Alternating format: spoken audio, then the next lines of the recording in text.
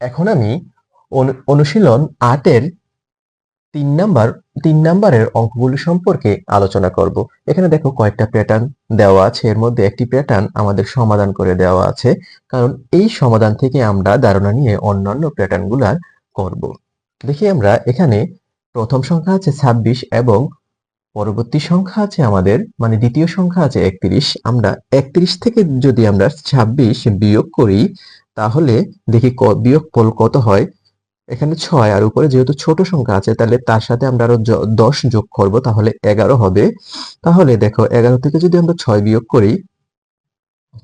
করি থাকে ৫ আর হাতে থাকে ১, ২ এর সাথে ১ যোগ করলে ৩ হয়, ৩ এ ৩ বর্ণে গেলে ০। তারপরে এখানে দেখো উপরে আছে ৪০ আর নিচে আছে ৩৫। আমরা ৪০ থেকে ৩৫ বিয়োগ করলে যেহেতু উপরে ০ সেটাকে আমরা ১০ ধরবো, তাহলে ১০ এর থেকে ৫ গেলে থাকে ৫, হাতে থাকে ১, ৩ এর সাথে ১ যোগ করলে হয় কত? ৫। তাহলে দেখো এখানেও ৫ আছে, এখানেও ৫ এবং এখানেও আমাদের ৫। তাহলে আমাদের বিয়োগ করার ফল যেহেতু বিয়োগফল আমাদের মিলে গেছে, তাহলে অন্যান্য প্যাটার্নগুলো আমাদের বিয়োগ করে সমাধান করতে হবে। দেখো এখানে প্রথম অংশটাতে প্রথম পার্টে আমাদের ১৬ আছে এবং দ্বিতীয় পার্টের মধ্যে আমাদের কত? ২৪ আছে। তাহলে আমরা ২৪ থেকে ১৬ বিয়োগ করব। দেখো এখানে আছে ৬ আর উপরে যেহেতু ৪ ছোট সংখ্যা সেটাকে আমরা ১৪ করব।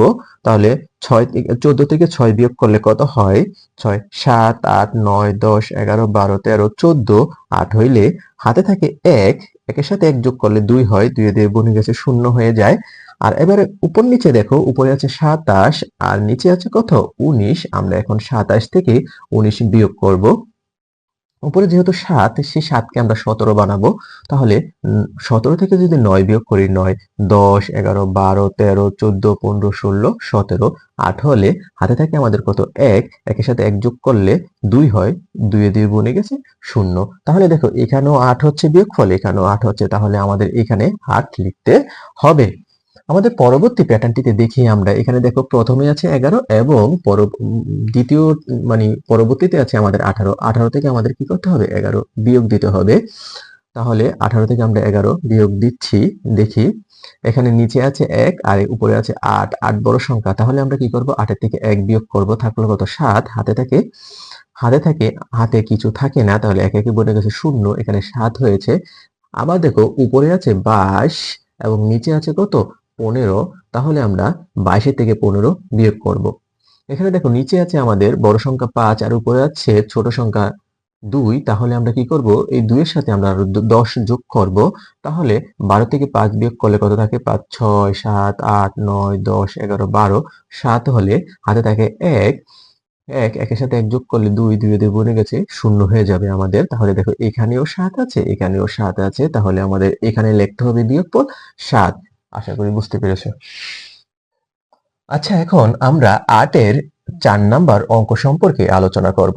দেখি আমরা ৪ নাম্বার অঙ্কতে আমাদের কি বলেছে। এখানে বলছে ৫ এর সংখ্যার চাকায় ১ থেকে ৯ পর্যন্ত সংখ্যা এমনভাবে বসাই যাতে প্রতি লাইনের ৩টি সংখ্যার যোগফল ১৫ হয়।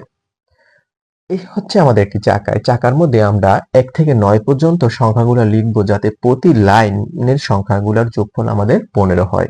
তাহলে আমরা যদি এখানে থেকে ১ লিখি, এখানে ২ লিখি, এখানে ৩ লিখি, এখানে ৪ লিখি, আর এখানে ৬ লিখি, এখানে ৭ লিখি, এখানে ৮ আর এখানে ৯ আর মাঝখানে যদি আমরা ৫ লিখি, তাহলে আমরা দেখি আমাদের এই লাইনের যোগফল কত হয়। এই লাইনের যোগফল ৯ এর সাথে ১ যোগ করলে কত হয়? ১০, ১০ এর সাথে ৫ যোগ করলে আমাদের হয় কত? ১৫।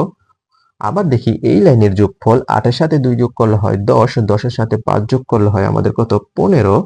আবার দেখি আমরা এই লাইনের যোগফল কত হয়। ৬ এর সাথে ৪ যোগ করলে হয় আমাদের ১০, ১০ এর সাথে ৫ যোগ করলে হয় আমাদের কত? ১৫। আবার দেখি আমরা এই লাইনের ৭ এর সাথে ৩ যোগ করলে হয় ১০ আর ১০ এর সাথে ৫ যোগ করলে হয় কত? ১৫।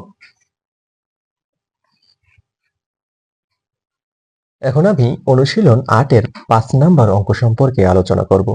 চলো দেখি আমরা ৫ নাম্বারে কি বলেছে সেটা আগে পড়ি বুঝি। সহপাঠীদের সঙ্গে আলোচনা করে নিয়ম খুঁজে বের করে প্যাটার্ন সম্পন্ন করি। চলো আমরা দেখি ০ সাথে ১ যোগ করলে কত হয়। আমরা ০ সাথে ১ যোগ করলে কত হয়? আমাদের ১ হয়। এবং আবার দেখি এই আগের সংখ্যার সাথে পরের সংখ্যা যোগ করলে কত হয়? 2 হয়। আবার দেখি আমরা আগের সংখ্যার সাথে পরের সংখ্যা যোগ করলে 2 এর সাথে 1 যোগ করলে কত হয়? 3 হয়।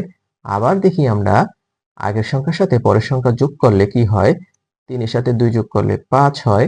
আবার দেখি আমরা আগের সংখ্যার সাথে পরের সংখ্যা যোগ করলে কত হয়? 5 এর সাথে 3 যোগ করলে কত হয়? 8 হয়। আবার দেখি আমরা আগের সংখ্যার সাথে পরের সংখ্যা যোগ করলে কত হয়? 8, 9, 10, 11, 12, 13 হয়। আবার দেখি আমরা 8 এর সাথে 13 যোগ করলে কত হয়? 13, 14, 15, 16, 17, 18, 19, 20, 21 হয়। তাহলে আমাদের 21 এখানে আসছে। আমাদের কি করে লিখতে হবে? 21 লিখতে হবে। তাহলে দেখো আমরা আগের সংখ্যার সাথে পরের সংখ্যা যোগ করলে কত হয়? আমরা যদি এখন 21 এর সাথে যদি আমরা 13 যোগ করি তাহলে কত হয়? 3 এর সাথে 1 যোগ করলে 4 হয়। আর 2 এর সাথে 1 যোগ করলে কত হবে? 3 হয়, 34 হয়। তাহলে এই 34 আমরা আবার এখানে লিখে দিব। তাহলে এই 34 এর সাথে আমরা এখন যোগ করব 21। 4 এর সাথে 1 যোগ করলে কত হয়? 5। 2 এর সাথে 3 যোগ করলে হয় কত? 5। তাহলে আমাদের এখানে হবে কত? 55। এখানে হবে আমাদের কত? 55। তারপরে দেখো আমরা এই 55 এর সাথে আমরা 34 যদি যোগ করি তাহলে দেখো 55 আর হচ্ছে 34। তাহলে যোগ করলে কত হয় আমাদের? 4 এর সাথে 5 যোগ করলে হয় 9 আর হচ্ছে 5 এর সাথে 3 যোগ করলে আমাদের কত হচ্ছে? 8 হচ্ছে। তাহলে 8, 9 আবার আমরা 55 এর সাথে আমরা এই 79 যোগ করলে কত হয় দেখি? 55 এর সাথে আমরা যদি যোগ করি